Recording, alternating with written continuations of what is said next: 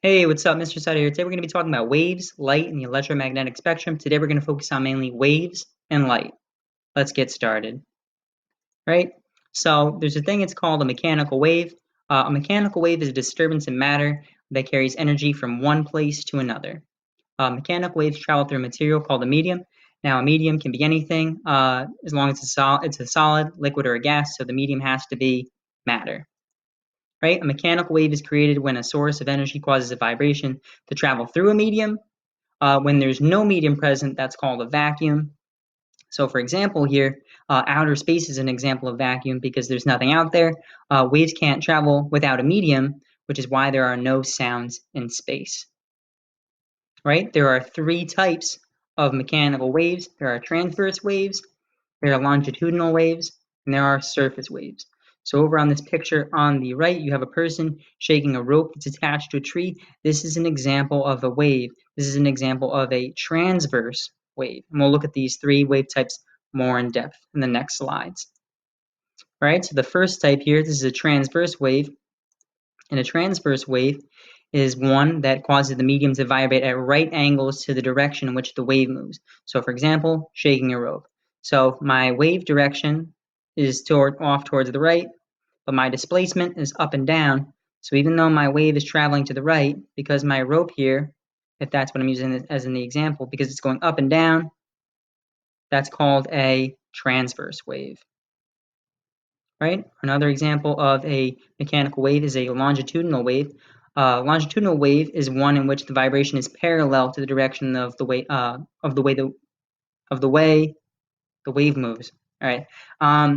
So that means it goes along next to it, but it doesn't touch it. So if I hold my hands here and here, my hands are parallel to each other. They're not touching. They're side by side. Right? The area where the particles in a medium are spaced together is called compression, and where they're spread out is called rarefaction. So here's my longitudinal wave. The spots that are close together, those are points of compression, and the spots where it's spaced out, those are points of rarefaction.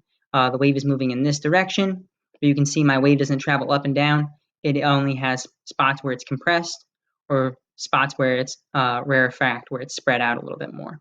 Right? And from one point here to one point here, from a point of compression to a point of compression, is an example of a wavelength. And we'll talk more about wavelength in a little bit.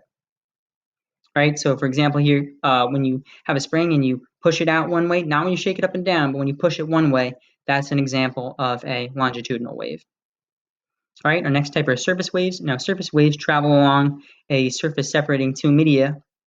So for example here, ocean waves separate water and air. Right? So these are examples of surface waves. So they're a boundary in between two different media. So in this case, we have the water and then we have the air above it. And you can see this circle right here, that's my wave. So this particle here, we can think about it going along the water is a particle of energy, and it's moving along that wave. All right, so here's some terminology to go along with waves. There's a lot of vocab here, but it's not really too tough. It's mostly just looking at the diagram and being able to point out which is which. All right, so for wave terminology here, wavelength is the distance between 2 points on a wave. So from this top point here to the next top point here is wavelength. But that can be any 2 points that are alike on a wave. So this point X all the way back to this point X, that's also wavelength. From this point on my wave here to this point on my wave over here, that's also a wavelength. Next one we have is amplitude. Amplitude is the height of the wave compared to its undisturbed state. So this dashed line is my undisturbed state. The amplitude is my distance from that undisturbed state up to the highest point of my wave here, right? So this is my amplitude. The crest is the highest point above the undisturbed state. So any of these high points here, so this is a crest, this top point here is a crest, this top point here is a crest. The trough is the opposite of the crest. The trough is the lowest point below the undisturbed state. So down here is a trough, down here is a trough, and down here is also a trough. Right? The period is the amount of time required for one wavelength to pass. We're not going to talk too much about period right now, but that would be the amount of time that it takes for, let's say, this wavelength to reach to this, for this part of the wave, this crest, to reach the next crest, for one wave to pass. Now, frequency is the number of waves passing in a given amount of time. So in order to calculate frequency, you also have to know, you have to have a time interval, right? So frequency is the number of waves passing in a given amount of time. All right, so we're going to talk about wave properties now in terms of how light interacts. So our first one here is reflection. So reflection is the bouncing of light, the bouncing back of light waves.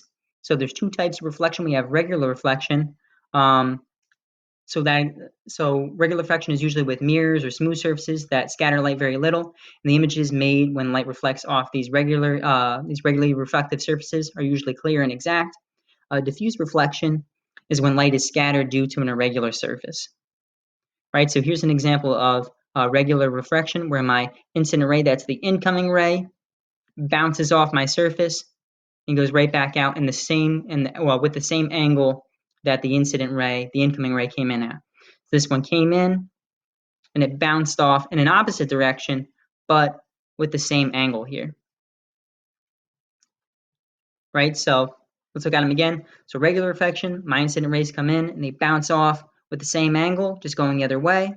But when I have diffuse reflection, you can see my incident rays come in, but they bounce off on all these weird angles.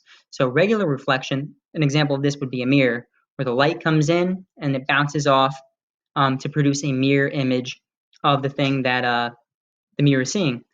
To contrast, when we have diffuse reflection, this would be like if you're looking at the ground. Obviously, you can't see a reflection in the ground, and that's because the incident rays don't bounce off at the same angle that they came in at. They come at a different angle, and because of that, we cannot see our reflection in those types of surfaces. Our next example here of a wave property in terms of how it's related to light is refraction. Refraction is the bending of light due to change in speed.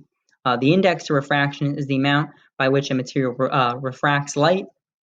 Prisms are a glass that bends light. Different frequencies are bent different amounts, and light is broken up into different colors. We'll look at that on the next slide. All right, so this is kind of how refraction works. So here I have my light wave. It's coming in. It's traveling through air right now. But when that light wave, when it hits water, it doesn't move at the same speed anymore. So instead of the light wave moving at this speed, it moves to a slower speed. So it hits the water, and it causes it to, it kind of looks like it's bending, and it's going to change the angle which the wave was moving at. So before it was moving down towards this way, and you can see now it's bent and it's going more straight down than it is to the right. Right, so this is why if you drop like a pencil or a spoon in water, it gets that bent shape to it. That's why, that's an example of refraction, right? Because my pencil is coming in here, but the light waves travel differently in water than they do in air, so my pencil looks like it's bent. All right, so when we have prisms, prisms are an example of refraction. So when my light wave comes in here, my prism actually refracts and separates white light into all of its parts that make it up. So white light contains all of the colors of the rainbow, but when it passes through the prism, the glass has a different index of refraction than does the air. So it causes all of those different wavelengths of light to be split up into their parts that make up the white light. This is also why diamonds sparkle. So not only does light reflect off of a diamond that makes it shiny, but the light that does pass through the diamond comes and bounces off at weird angles, which causes it to have that sparkly effect. All right, our last wave property here is called diffraction. Diffraction is the bending of waves around the edge of a barrier. So new waves are formed from the original, breaks and images into bands of light and dark colors, right? So when I have my light wave coming in, there's a little so let's pretend there's a wall here, there's a little hole in it. So my light doesn't just shine straight through to the other side. It's got, it comes out in a wave, but when it bounces off the wave, it actually creates a new wave once it moves through that opening. So the same wave here, I have a sound wave down in the bottom. My sound wave is moving out towards the right. Obviously, it can't go through the walls, but it can move through that little opening, and then the sound wave will branch out again. So let's look at a real life example of that. All right, so here's an example of the diffraction of sound. So sound really can't move through solid objects too well, right? It's why if you shut all the doors in your room, or you have a soundproof room, or like a music. Oh, let's go with this example instead. We have a music studio. They're made with special walls that don't allow sound through, but you have to make sure the door to the studio is shut because otherwise this can happen. So if you have a radio, the radio is going to emit sound in all directions. So all of these lines that are moving around the radio, these are all sound waves. Now we have a student over here, and she's not next to the radio. She can't see the radio at all, but she can hear it. Now the reason she can hear the radio is because the waves are diffracting around the corner. So even though she can't see the radio, you can see the radio is going to send out its waves into all directions and a circle around the radio. But because some of these waves here can reach the student because sound waves bend, the student can still hear the radio. All right, that's going to wrap it up today for light and waves. Thanks for watching. I hope you learned something, and I'll see you in the next video.